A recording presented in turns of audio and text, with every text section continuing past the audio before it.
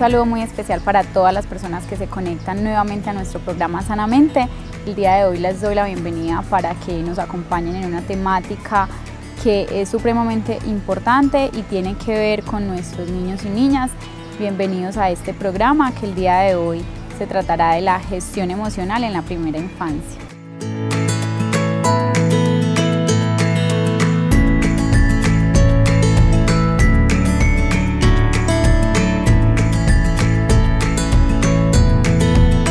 El día de hoy nos acompaña en nuestro programa la psicóloga Daniela Hincapié Acevedo, quien se encuentra además a cargo del Centro de Desarrollo Infantil de nuestro municipio. Bienvenida Daniela, muchas gracias por acompañarnos en el programa del día de hoy. Bueno, muchas gracias a ustedes por invitarme. Me presento, mi nombre es Daniela Hincapié, soy la psicosocial en este momento en el CDI Caritas Alegres y encantadísima de estar por este espacio compartiendo con ustedes. El día de hoy en nuestro programa hablaremos sobre el tema de gestión emocional en la primera infancia. Es importante reconocer este tema y hablar de él, puesto que nuestros niños y niñas son quienes van a recibir toda esta educación que nosotros podemos ofrecerle sobre el tema de las emociones. Entonces, Dani, tú sí que es cierto que tienes bastante conocimiento al respecto, puesto que constantemente estás en contacto con los niños y niñas de nuestro municipio.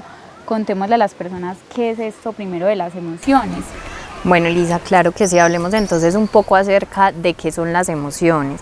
Las emociones son entonces unas reacciones que tenemos ante determinada situación, ¿cierto? Son unas reacciones a nivel fisiológico, a nivel conductual y también a nivel cognitivo. ¿Qué quiere decir esto? Que cuando algo ocurre, ¿cierto? Cuando determinada situación ocurre, vamos a reaccionar físicamente, vamos a sentir algo a nivel físico, nuestro pensamiento va a cambiar y eso va a determinar la conducta que tenemos en torno a estas emociones. Entonces, por eso es tan importante que hablemos sobre ellas. Bueno, Dani, de pronto muchas personas se podrán preguntar y ya vamos a mirar cuáles son esas emociones básicas o primarias que acontecen tanto a niños, niñas, adolescentes y adultos. Pero hablemos de precisamente cuáles son esas emociones y qué función tienen en la vida de las personas, en especial la de nuestros niños y niñas. Claro que sí. Primero quería complementar algo sobre las emociones, que es muy importante también que tengamos en cuenta que las emociones siempre van a suceder gracias a algo, ¿cierto? Siempre van a surgir de acuerdo a un acontecimiento. ¿Qué quiere decir esto? Que son transitorias también. Entonces no es que nos vamos a quedar, por ejemplo, sintiendo tristeza siempre, sino que ocurrió algo, nos sentimos tristes y eso va a pasar porque son transitarios. Exacto, son momentáneas. Entonces, ahora sí, hablando un poquito de la pregunta que me hiciste, conocemos 5 emociones básicas. La primera de ellas, entonces, es la alegría, ¿cierto? Digamos que es la emoción que todos queremos sentir, que es una emoción que nos recuerda las cosas bonitas, que siempre sucede cuando nos dan una buena noticia, algo bueno pasó, y la intención que tiene esta emoción en nuestro cuerpo se puede decir que es como incentivarnos a contar esa alegría, ¿cierto? Cuando uno le pasa una buena noticia, uno quiere contársela a todo el mundo y eso hace que la gente se contagie de esa misma alegría. La segunda emoción básica entonces es la tristeza. La tristeza ocurre cuando nos dan una mala noticia, cuando pasa algo que no nos gusta, cuando hay una pérdida. Digamos que es una de las emociones a las que más resistencia le tenemos y que tiene como intencionalidad que hagamos un pare, ¿cierto? Cuando estamos transitando la tristeza es importante que paremos y pensemos qué nos está pasando, qué nos está generando esa emoción. Tenemos la rabia, que la rabia acontece, digamos, cuando nosotros tenemos un objetivo y ese objetivo llega a una persona, a una situación y evita que eso que queríamos hacer pase, entonces pues nos genera esa emoción de la rabia, ¿cierto? La intencionalidad de la rabia, ¿cuál es? También hacer un pare y pensar, pero también que nos incentivemos a continuar de una mejor manera eso que está sucediendo. Tenemos el miedo, que hay que diferenciarlo de la ansiedad, muy importante, ¿cierto? De la angustia. El miedo ocurre cuando nos vemos ante una situación de peligro, ¿cierto? Cuando estamos ante una situación que nos causa peligro, aparece el miedo como una reacción, ¿cierto? El miedo nos precipita, nos pone alertas. Cuando una persona tiene miedo, digamos que la fuerza se va a nuestros puños, a nuestros pies. Entonces digamos que cuando están en una situación donde nos van a robar y sentimos mucho miedo, se dice que una persona o puede estancarse porque todo su peso se le fue a los pies, o puede correr muy rápidamente por toda la adrenalina que siente. Y finalmente tenemos el asco, que el asco aparece, digamos, ante situaciones que nuestro cuerpo, exacto, y que nuestro cuerpo entiende como un tipo de peligro, como de que es algo peligroso para nuestra salud. Entonces un mal olor, no sé, un sitio sucio, entonces todo eso lo toma el cuerpo y dice, ve, no, acá está pasando algo que nos puede afectar y nos genera ese asco. Entonces de alguna manera también nos precipita un acontecimiento. Esas serían como las emociones básicas. Bueno, esto es muy importante mencionarlo porque la primera infancia es la etapa del ciclo vital en la que se forjan las bases del desarrollo cognitivo y pues, fisiológico y en general emocional de los niños y niñas. Es muy importante hacer énfasis en esto porque sabemos que en este momento de la vida los niños tienen mayor plasticidad o mayor facilidad de modelamiento, de moldeamiento cerebral para captar todo lo que el medio les da, porque los niños reciben o tienen las emociones primarias, pero nosotros como adultos le ponemos ya la conciencia a esa emoción. El niño simplemente da una reacción primitiva. Exacto, ¿cierto? exacto. O sea, los niños, digamos que todo ser humano tiene una respuesta emocional, ¿cierto? Que viene ya determinada, pero es algo muy primitivo. Entonces nosotros como adultos somos los que tenemos que acompañar en ese proceso para que los niños, digamos, que vayan primero entendiendo qué sienten, porque un niño puede sentir muchas cosas y no saber eso cómo se llama. Entonces darles esas estrategias para que ellos sepan qué están sintiendo, pero a su vez que sepan también cómo irlo manejando. Bueno, Dani, aquí yo creo que ya podemos pasar a un punto importante, y es que ya hablamos qué son las emociones, cuáles son las emociones primarias y por qué es tan importante hablar de estas emociones en la primera infancia. Entonces ya tenemos que hay una plasticidad cerebral. ¿Qué significa esto de la plasticidad cerebral? Que hay una mayor facilidad porque el cerebro está en, digámoslo así, en programación, en recibir información en esa edad de los 0 a los 6 años, donde está aprendiendo del medio. Entonces, como está aprendiendo, tiene esa facilidad de amoldarse a lo que va viendo. Exacto. Cosa que quizás es un poco más difícil cuando ya se es adulto, porque sabemos que cuando ya se es adulto muchas veces hay unas cosas que son adquiridas y propias de esa persona y que son casi que inamovibles o inmodificables. Esto tiene que ver con la respuesta a las emociones, lo que tú mencionabas. Entonces yo creo que aquí ya podemos pasar a hablar de cómo o de qué se trata este tema de la gestión emocional. ¿Qué es eso en los niños? Bueno, claro que sí, Liz. Bueno, la gestión emocional, digamos que es una manera de cómo aprender a manejar eso que estamos sintiendo, ¿cierto? Digamos que no se puede decir como que vamos a evitar sentir, porque es imposible, ¿cierto? Todos los seres humanos, como se los mencionaba anteriormente, tenemos esa capacidad de sentir, de que nuestras emociones surjan en diferentes acontecimientos, pero el hecho es de saber cómo vamos a manejar esas emociones, cómo vamos a darle manejo a eso que está sucediendo, ¿cierto? Como tú misma lo mencionabas y como lo hablábamos ahorita, digamos que uno muchas veces dice, ve, mi hijo está triste, tan raro, ¿cierto? O mi hijo está muy enojado y está gritando y está haciendo una pataleta, y entonces, ¿qué vamos a hacer? Pero es que ahí donde está como la base de esta gestión emocional. Nosotros como adultos tenemos que ayudarlos a ellos a que gestionen esas emociones y a que sepan qué hacer con todo eso que los está cargando. Es decir, que entonces podríamos hablar de que el proceso de gestión emocional es un proceso de enseñanza, aprendizaje de padres hacia hijos y viceversa. Entonces tenemos que la gestión emocional tiene que ver primero con una enseñanza sobre, primero, que existen las emociones, identificarlas y luego encontrarles un contenido o un sentido. Es decir, por ejemplo, muchas veces pasa que los papás o las mamás sienten que los niños no se dan cuenta cuando el papá está triste, cuando llora, cuando tiene problemas, y simplemente minimizan la emoción. Es decir, no hay que explicarle absolutamente todo lo que el adulto tiene que le genera ese malestar, pero sí mencionarle qué es esa emoción, porque muchas veces se invalida. Entonces, no me pasa nada, pero te estoy viendo que estás llorando, o veo que te estás limpiando y que te escondes para que yo no me dé cuenta de que estás llorando y no entiendo por qué te está pasando eso. Sí, eso es muy importante, porque muchas veces como papás dicen, no es que yo no quiero que mi hijo me vea triste, no es que yo no quiero que mi hijo me vea enojado, y se esconden, por ejemplo, para llorar.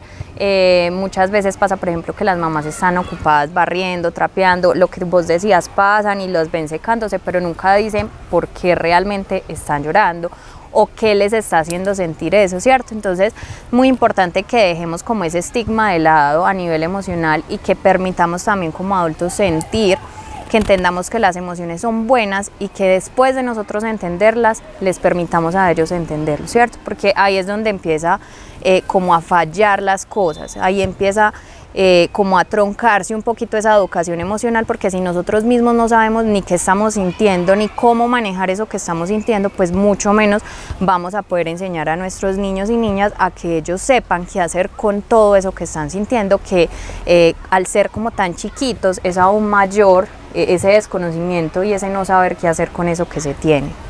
Así es, y es que mira que este tema de las emociones funciona como un espejo, es decir, la enseñanza que los papás brinden a los niños al respecto son las que van a forjar precisamente la gestión o la no gestión emocional en estos niños. Es decir, si yo desde pequeño veo que mi mamá siempre se esconde para llorar, que cuando yo lloro me dicen no llore, que usted es un niño, los niños no lloran, o no se enoje y no le dé rabia porque a las niñas no les da rabia, o cualquier cantidad de cosas y mitos que hay alrededor de las emociones, entonces yo con cómo voy a crecer, aprendiendo que no puedo llorar porque los niños no pueden llorar, aprendiendo que siempre que quiera llorar no lo digo, sino que me escondo para llorar y lo reprimo, y con esa base me voy a ir el resto de mi vida creciendo y así mismo voy a enfrentarme a los problemas de la vida o a la cotidianidad, porque si aprendí que no puedo llorar y que me debo esconder, quizás cuando sea adolescente y tenga una problemática no voy a buscar ayuda porque me enseñaron que eso no era permitido.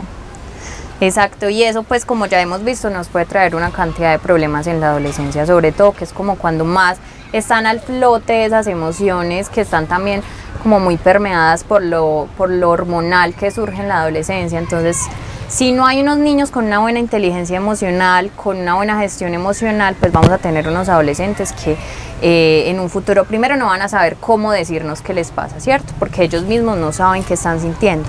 Y segundo, entonces van a ser adolescentes que no van a saber cómo reaccionar a todo eso que están sintiendo. Eso me recordó algo también, y es que la gestión emocional tiene cuatro pilares fundamentales, ¿cierto? El primero de ellos tiene mucho que ver con que tenemos que aprender a identificar eso a nivel físico y cognitivo que cambia cuando nosotros estamos pasando por una emoción, ¿cierto? Entonces, por ejemplo, que cuando uno tiene rabia se le sube un calor a la cara, o le dan ganas de apretar cosas, esas son reacciones a nivel físicas que empezamos a sentir de acuerdo a la emoción, y también que empezamos a pensar, porque muchas veces no nos percatamos de eso, y eso es un tip para los adultos: escribamos qué pensamos cuando nos viene una emoción, porque muchas veces nosotros no nos damos cuenta, entonces no sabemos cómo vamos a reaccionar. El segundo pilar es que digamos que siempre hemos escuchado que uno no debe tomar decisiones cuando tiene alguna emoción o cuando lo está tramitando una emoción, y es real, ¿cierto? Uno no debe tomar decisiones, por ejemplo, cuando está en una tristeza profunda o cuando tiene una rabia demasiado fuerte, pero sí es muy importante que después de habernos dado como ese tiempo de pensar, también pensemos, digamos, en las consecuencias que nos van a traer a futuro y cómo nos vamos a sentir con esa decisión que tomemos, ¿cierto? Que no sea, digamos, una decisión que tomemos a la ligera sin pensar en si eso nos va a hacer feliz, si nos va a hacer triste, si nos va a generar rabia, sino que también tengamos muy en cuenta esas emociones a la hora de tomar decisiones. Hablando un poco del tercer pilar, entonces hablábamos acerca de la identificación de esas emociones. Ponerles entonces, un nombre. Sí, ponerle un nombre a lo que estamos sintiendo, y eso va muy de la mano con el primer pilar. ¿Por qué va muy de la mano? Porque cuando uno sabe cuáles son sus reacciones y cuáles son sus pensamientos, uno le puede poner fácilmente un nombre. Por ejemplo, en la adolescencia se ve mucho que vemos jóvenes con mucha rabia, y realmente no es rabia sino tristeza, pero la están camuflando con esa rabia. Entonces, por eso es tan importante que diferenciemos esos pensamientos y esas sensaciones que nos genera una emoción u otra para poderles poner un nombre. Y el cuarto pilar de esa gestión emocional es entonces, con todo eso que ya identifiqué, con todo eso que ya conozco de mí, cómo entonces voy a manejar todo eso y que sea algo que me impulse a seguir adelante, a tomar una decisión, a hacer algo con esa situación primero que me causó la emoción y con esa emoción que me está tramitando. Claro que sí, Dani, y me haces también pensar, porque hablábamos, precisamente ahí haces alusión a algunos errores que cometemos al desconocer cómo tramitar estas emociones, y también para los padres o para las personas cuidadoras de niños y niñas, muy importante el hecho de hablar de estos errores comunes. Por ejemplo, como adultos se tiene la tendencia a suponer, consciente o inconscientemente, que el niño debe reaccionar como yo quisiera que reaccionara o con el conocimiento que yo tengo, ¿cierto? De ahí entonces, ¿por qué estás haciendo pataletas si sabes que ese juguete no te lo puedo comprar? ¿O por qué me estás diciendo que te vas a comer los dulces antes del almuerzo si sabes que yo no te he dado permiso? Pero mira que esto siempre apunta a lo que yo no quiero que los niños hagan, pero es lo que yo les resalto. Me explico. Cuando tú le dices a un niño, no rayes esa pared, no la rayes porque ya sabes que te pego, inmediatamente la imagen se deriva a unas manitos rayando una pared, ¿cierto? Porque le estás diciendo que no debe hacer eso. ¿Cómo debería hacer? Cambiarlo. No decirle, no rayes esa pared, sino presentarle una hoja, raya aquí. Aquí es donde debe rayar. Porque el niño tiene o sea, los niños ven o aprenden en imágenes. ¿Sí? Si yo le digo no rayes esa pared, el niño no va a visualizar lo contrario a no rayar esa pared, sino que va a visualizar precisamente a él rayando la pared. Entonces eso es lo que va a hacer, ¿cierto? No llores porque no te compres ese dulce, porque si más lloras, menos te lo compro. El niño se va a visualizar llorando y eso es lo que va a hacer. Diferente es si yo le digo raya aquí, no la pared, sino aquí, ¿cierto? O primero validarle la emoción, listo, está haciendo pataleta porque no puede comprar algo y porque esa es su reacción primitiva frente a esa negativa. Entonces lo primero que yo debo hacer es escucharlo. Yo sé que te estás sintiendo triste o tienes rabia, eso se llama rabia. Lo que tú estás sintiendo se llama rabia y la sientes porque quieres algo que no puedes tener, pero no lo puedes tener porque en este momento no tenemos con qué, ¿cierto? Entonces ahí puedes aplicar otras estrategias. Por ejemplo, lo llevas a la casa, esperas que se calme, lo ayudas a calmarlo, le dices, mira, hay veces que las cosas no se pueden tener, pero podemos ahorrar. De alguna manera también le estás enseñando al niño a adquirir una responsabilidad y, ¿por qué no? Cuando tenga el suficiente dinero para el objeto que él quería, le puedas enseñar. En aquel momento no teníamos, pero ahora sí lo lograste y lo vamos a comprar. Bueno, Licia, ahí me traes a la mente algo muy importante también, y es que los papás también tienen que precipitarse un poco a lo que va a pasar, ¿cierto? Por ejemplo, si vamos a un centro comercial y sabemos que hay una cantidad de locales con almacenes, con juguetes, con pinturas, con cosas, dulces, sí, y que van a ser muy llamativas para los niños, entonces precipitémoslo, ¿cierto? Vamos a ir a X almacén, vamos a comprar específicamente esto, esto y esto. Hoy no te puedo comprar ningún juguete, ¿cierto? Que cuando lleguemos al almacén probablemente el niño se va a antojar de algo porque es muy normal, obviamente es un niño y las cosas con brillo, los juguetes que suenan, cualquier cosa le va a llamar la atención y va, digamos, que a hacer su pataleta en el momento de querer tener ese juguete o eso que está pidiendo. Sí, ya lo sabemos, ¿cierto? Pero entonces acompañar al niño a, mira, yo te expliqué en casa que no te podía comprar algo. Y el niño puede que llore, puede que grite, pero entonces de eso se trata, de que como papás acompañemos ese sentimiento que tiene el niño, porque obviamente lo va a enojar el hecho de que no se le pueda comprar algo, porque está atravesando también un estado de frustración, que también es muy importante que ellos lo sientan, ¿cierto? Porque sabemos que no todo en la vida puede ser como un niño lo quiere y como un niño lo imagina, pero entonces acompañar también esos estados de frustración para que ellos puedan ir aprendiendo cuándo sí, cuándo no, y el porqué de las cosas. No es de que no te lo puedo comprar y ya, y me fui, sí, y llore, y quédese ahí llorando, o me llevo el niño arrastrado, que se lo van a llevar. No, acompañemos ese estado de frustración que está sintiendo el niño. Muy importante eso, Dani, porque pasa dentro de los errores más comunes. Y si nosotros lo vemos, pongámoslo en los adultos, ¿cómo te sentirías si tú vas y le cuentas a una amiga que estás triste porque no te salió un trabajo y lloras por eso y la amiga te dice como, pero usted sí es boba, ¿cómo llora por eso? Bueno, siga llorando que así le va a salir otro trabajo. tú te sentirías como, pero ¿por qué me estás diciendo eso? Si necesito es que me comprendas. Y uno siente más rabia. Claro, y eso es lo que le estamos enseñando a los niños. Cuando un niño llora y hace berrinche, yo le digo, siga llorando que se lo va a llevar el loco, y entre más pataleta haga, seguro que así le voy a comprar las cosas, lo que hablamos ahorita, el niño piensa en imágenes.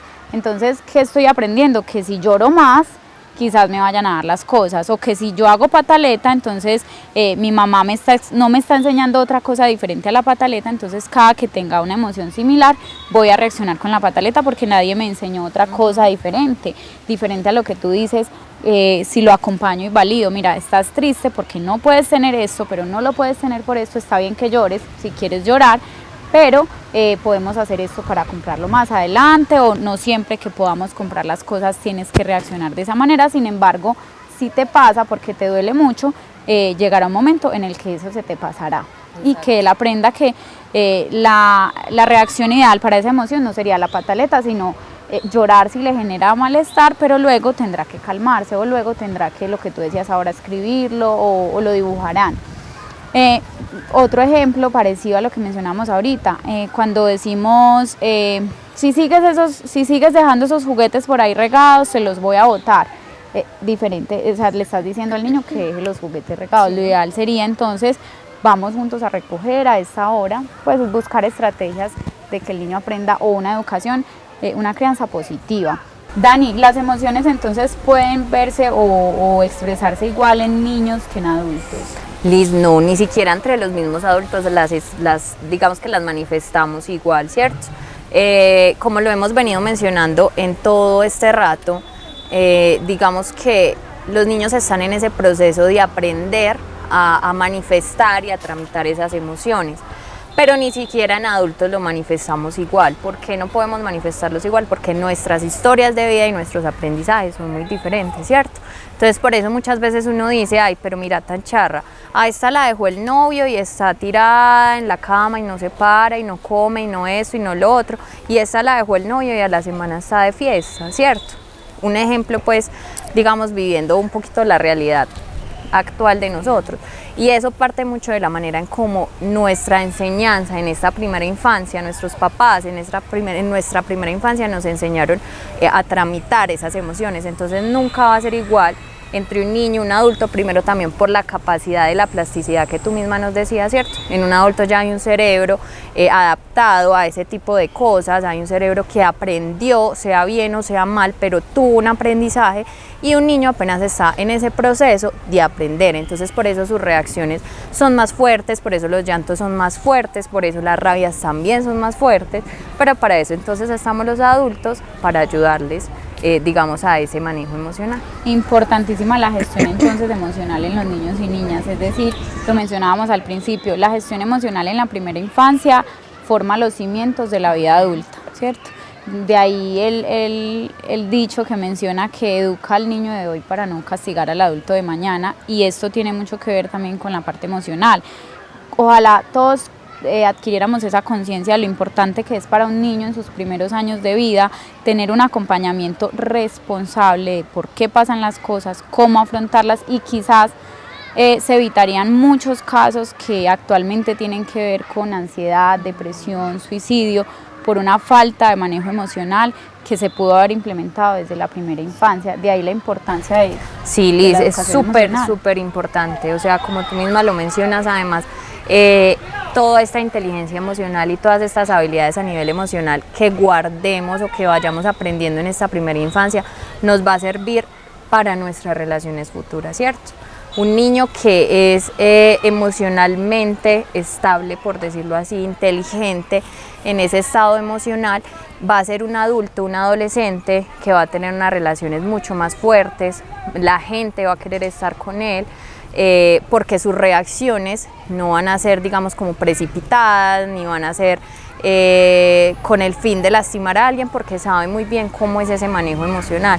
Entonces nos va a ayudar a fortalecer relaciones, nos va a ayudar a manejarnos emocionalmente, a que, digamos, una situación de adaptación no sea tan compleja, a que una pérdida no sea tan compleja, a que podamos detectar a tiempo, por ejemplo, la violencia. Esto es fundamental, porque cuando, digamos, un tipo de violencia emocional en la infancia, en la adolescencia, en la adultez eso se va a normalizar, entonces vamos a creer que un grito o que me dejen llorando por horas es algo normal, porque en la infancia no se nos enseñó y no se nos acompañó a manejar eso que sentíamos. Así es, entonces hablando de la educación y la gestión emocional, tendremos adultos socialmente mejor adaptados, emocionalmente mejor autocontrolados y digamos que significativamente más responsables con su propio cuidado emocional y con el cuidado de otras personas. Tantas situaciones de codependencia o dependencia emocional donde se reprimen tantas emociones y tantas situaciones, muchas veces quizás por un temor y un desconocimiento a validar y a gestionar adecuada y sanamente estas emociones. Bueno, yo creo que en este punto podemos mencionar también algunas pautas o algunas estrategias para esos papás y esas mamás que nos están viendo, que seguramente se preguntarán, bueno, ¿yo cómo hago para, además de lo que ya mencionamos, cuáles son como esos puntos claves para yo enseñarle a mi hijo, para yo aprender también a controlarme y a enseñarle a él a gestionar adecuadamente esas emociones? Claro que sí, Liz, o sea, hablamos mucho pero no hemos dado nada de pautas y estrategias y los papás deben estar como que bueno y todo eso tan bonito, pero entonces ¿qué hacemos en casa, cierto? Lo más importante y lo primero que debemos aprender, no solo como papás, sino como adultos que somos afectivamente responsables y emocionalmente responsables, es que debemos aprender a reconocer nuestras propias emociones. Cuando nosotros no reconocemos nuestras propias emociones, no vamos a saber cómo ayudar al otro a reconocerlas y a manejarlas, ¿cierto? Cuando nosotros no sabemos que lo que estamos sintiendo es rabia y que ante la rabia reacciono rayando, golpeando, no sé, de determinada manera no vamos a poder decirle, ve, es que eso que vos sentís es rabia y por eso tenés tanta energía en las manos y por eso tenés tantas ganas de golpear, de rasgar, de tirar, porque nosotros mismos no sabemos qué estamos sintiendo, ¿cierto? Entonces, como el primer tip o la primera estrategia es que como adultos empecemos a reconocer qué emoción sentimos, qué nos genera eso en el cuerpo y cuáles son nuestras reacciones.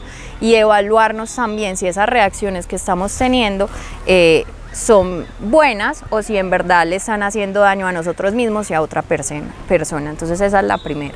Y ya hablando, digamos, de una segunda estrategia un poco más enfocada específicamente en nuestros niños y en cómo ayudarlos a ellos a manejar eso que están sintiendo, yo por acá traje algo muy bonito que nosotros hemos aplicado acá en el CDI con algunos niños y se llama el semáforo de la emoción. ¿Cómo funciona este semáforo?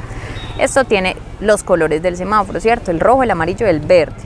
En el rojo ponemos que se para, ¿cierto? Entonces cuando tenemos un niño que digamos que está gritando mucho o se golpea o está en un estado que él no sabe cómo controlar, entonces hacemos una pausa, ¿cierto? Una pausa de eso que estamos haciendo. El color amarillo entonces significa piensa y respira. Con los niños funciona mucho lo de respirar con muchas técnicas, ¿cierto? Porque si tú le dices respira a un niño, pues sí estoy respirando, ¿cierto? Pero entonces yo muchas veces les digo como listo, vamos entonces a inflar una bomba, entonces o vamos a soplar, exacto, o vamos a soplar una vela, respira como si estuviera soplando una vela, entonces ellos hacen el hasta que ya el niño esté en un estado en el que podamos pasar al verde. Esto lo hacemos más o menos 10 veces cuando ya veamos que el niño se tranquiliza un poco y que nos puede hablar tranquilamente, porque sabemos que cuando están en ese estado, están llorando, la agitación respiratoria a la hora del llanto, entonces no les permite decirnos claramente qué pasa. Cuando ya después de que respiremos, ya ellos estén tranquilos, pasamos al verde y es di que sientes, ¿cierto? O actúa, ¿cierto? En este di que sientes es muy importante que los acompañemos, que pongamos en palabras, que les ayudamos a poner en palabras o en un dibujo, que si por ejemplo pasó el caso del juguete del que hablábamos ahorita, entonces ¿qué sientes? Estoy triste porque no puedes comprarme un juguete, pero que nosotros también los ayudamos a que ellos lleguen a ese resultado y siempre les demos una explicación.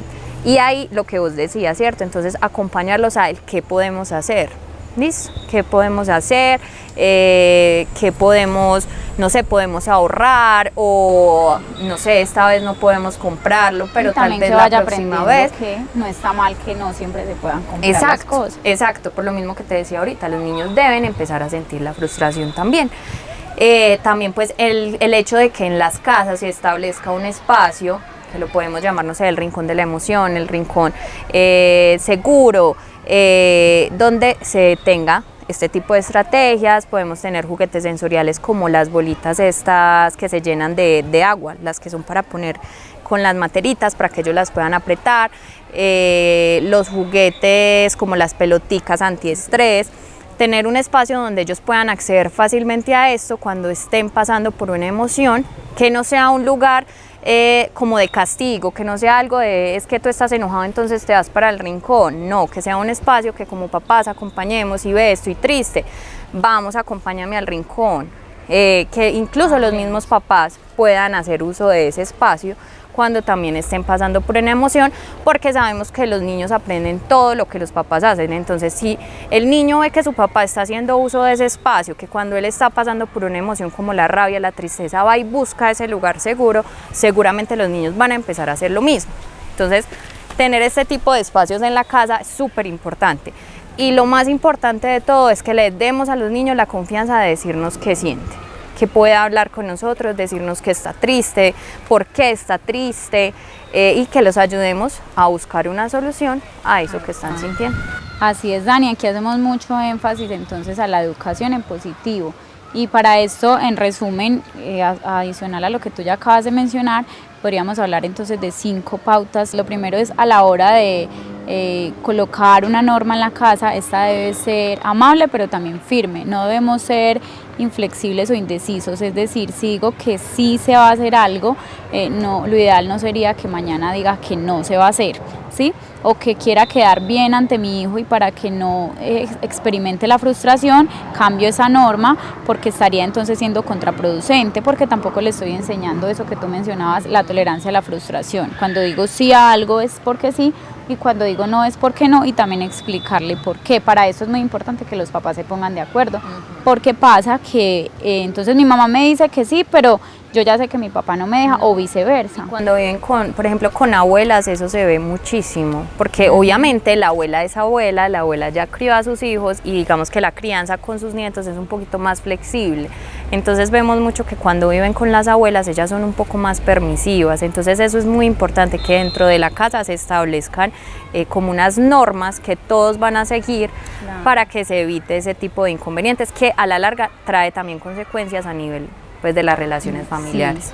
También es muy importante, como segunda pauta, hablar de una conexión o generar que el niño se sienta importante y en confianza, porque muchas veces también los adultos somos arbitrarios en imponer reglas o normas en la casa cuando tenemos un niño que de alguna manera ya es consciente de lo que se hace en el seno del hogar y simplemente lo pasamos por alto. Entonces también los niños no se sienten parte de ese núcleo, sino que simplemente son personas a las que nunca se les tiene en cuenta. También es muy importante que, digamos, voy a poner un ejemplo básico, que en la casa hay una norma para la hora de la comida y que en esa hora no se ve televisión.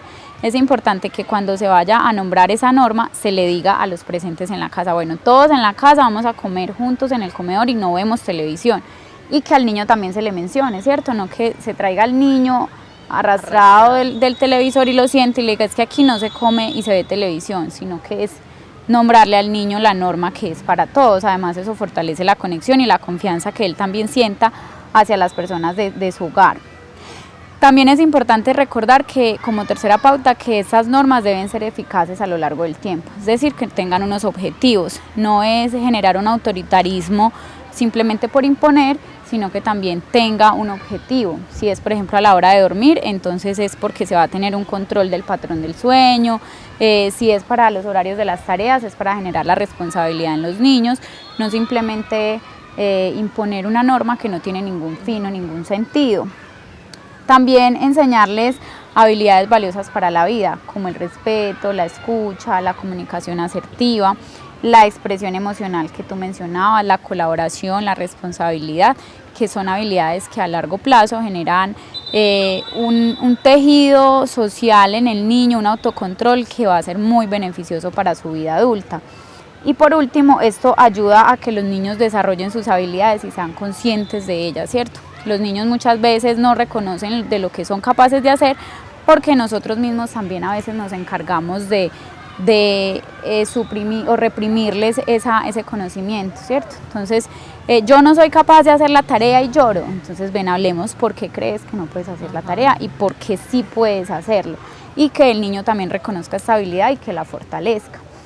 Yo creo, Dani, porque ya pues se nos va acabando el tiempo, que sería muy importante ya cerrar con alguna recomendación final para las personas que nos están viendo sobre todo este programa, y también agradecerte por haber participado en él.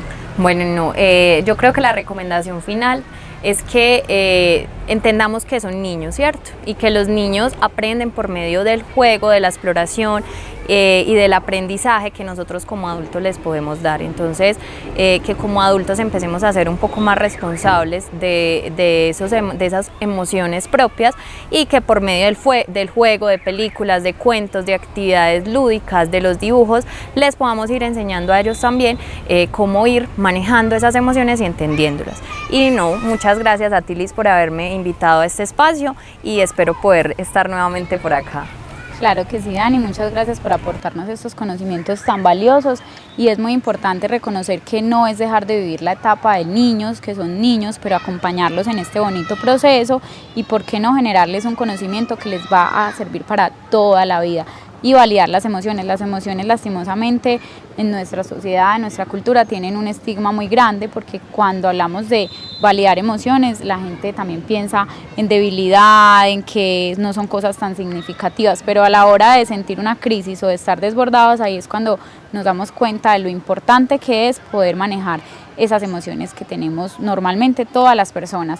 Entonces, muchísimas gracias por todo, y bueno, vamos a invitar a las personas a que veamos nuestra cápsula mental.